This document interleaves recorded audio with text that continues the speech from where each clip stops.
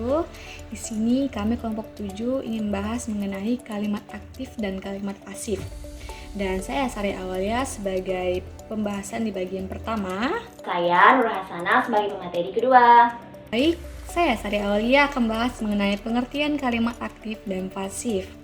Dalam bahasa Indonesia, kalimat aktif dan pasif adalah dua struktur kalimat yang berperan penting dalam menyampaikan pesan.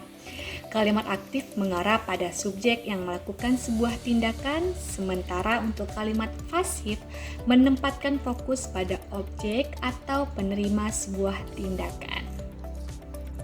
Menurut Suhardi 2008, di halaman 158, sebuah kalimat disebut kalimat aktif jika subjek kalimat merupakan pelaku perbuatan yang dinyatakan oleh predikat.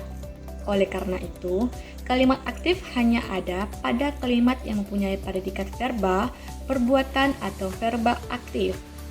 Predikat verba perbuatan atau verba aktif pada umumnya ditandai oleh penggunaan kata kerja berafiks men, ber, dan kata kerja berafiks. Sedangkan untuk kalimat pasif adalah jenis kalimat di mana objek menerima tindakan yang dilakukan oleh subjek atau pelaku tanpa menekankan siapa yang melakukan tindakan tersebut. Dan untuk struktur kalimat pasif sering mengikuti pola objek, verba, subjek, atau objek digunakan oleh subjek. Dan menurut Kohl dan Fang 2015, kalimat pasif sering digunakan untuk menekankan objek atau ketika subjek tidak diketahui atau tidak penting. Baik, di sini kita akan bahas mengenai jenis kalimat aktif dan kalimat pasif. Kalimat aktif ada 3 jenis, yaitu kalimat aktif transitif, kalimat aktif intransitif, dan kalimat aktif semi-transitif.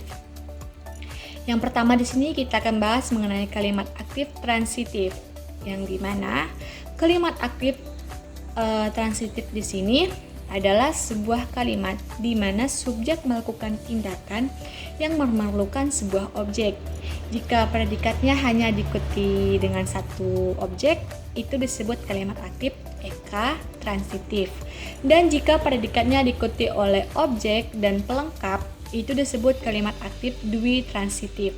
Contoh kalimat eka transitif di sini ada Hani memanggil-manggil Dewi. Sementara contoh kalimat dwi transitif adalah ayah membelikan kakak sepatu. Yang kedua, kalimat aktif intransitif. Kalimat aktif intransitif di sini adalah kalimat di mana subjek melakukan tindakan yang dinyatakan. Nah, baiklah teman-teman, saya sebagai selaku pemateri kedua akan menyampaikan mengenai ciri-ciri dari kalimat aktif dan juga pasif beserta variasi urutan. Nah, apa sih itu ciri-ciri dari kalimat aktif? Nah, ciri-ciri dari kalimat aktif yang pertama yaitu subjek sebagai pelaku, di mana dalam kalimat aktif subjek bertindak sebagai pelaku utama. Kemudian ciri-ciri yang kedua dari kalimat aktif yaitu urutannya berupa subjek, verba, dan juga objek.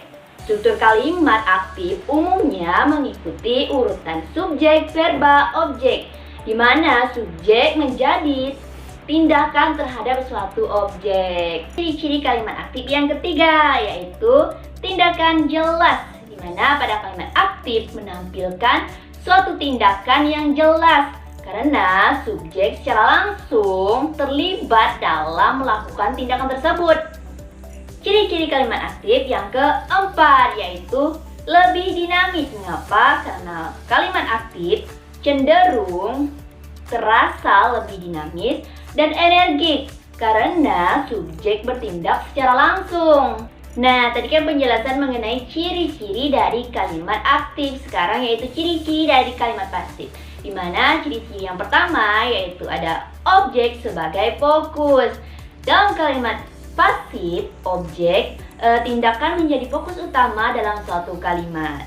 Kemudian ciri-ciri kalimat pasif yang kedua yaitu urutannya berupa objek, verba, dan juga subjek, di mana struktur kalimat pasif sering menjadi pola objek, verba, dan juga subjek, atau objek digunakan oleh objek, di mana objek tindakan ditempatkan di awal atau menjadi fokus utama dalam suatu kalimat.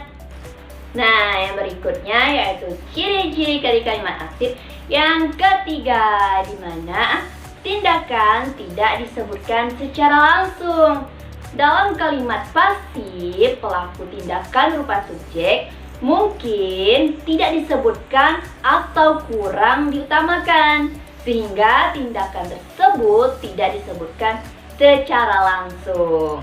Ciri-ciri kalimat pasif yang terakhir yaitu digunakan untuk menekankan objek Kalimat pasif sering digunakan untuk menekankan objek atau untuk tujuan formalitas tertentu. Nah, teman-teman, tadi kan sudah menjelaskan mengenai ciri-ciri dari kalimat aktif dan juga kalimat pasif.